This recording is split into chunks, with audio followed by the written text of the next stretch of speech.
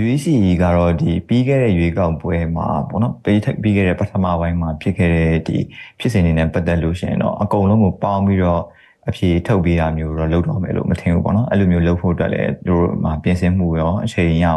လုံလောက်မှုရှိနေဘူးလို့ထင်တယ်ပေါ့နော်ဆိုတော့အဲ့ဒီအတွက်ကိုတော့ဒီရွေးကောက်ပွဲတစ်ခုချင်းစီမြို့နယ်တစ်မြို့နယ်ချင်းစီတို့မဟုတ်ဒီမဲဆန္ဒနယ်တစ်ခုချင်းစီအလိုက်မှာအငင်းပွားမှုတွေဖြစ်တဲ့ပုံမှာ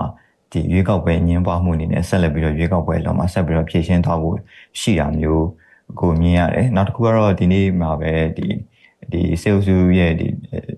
ပြောရေးဆိုခွင့်ရှိသူပြောသလိုပဲကျွန်တော်တို့လည်းငကောခံမှန်းထားသလိုပဲပေါ့နော်ဆိုတော့ match လာမှာသူတို့လွှတ်တော်ပထမဆုံးချိန်လွှတ်တော်ကို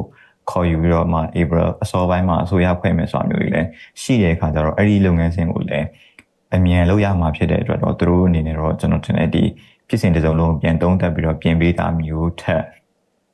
ဒီအငင်းပွားမှုဖြစ်တဲ့မဲဆန္ဒနယ်တစ်ခုချင်းစီဖြစ်စဉ်တစ်ခုချင်းစီမှာပဲဖြည့်ရှင်းပေးမယ့်အနေအထားမျိုးတော့တွေ့ရပါတယ်ပေါ့နော်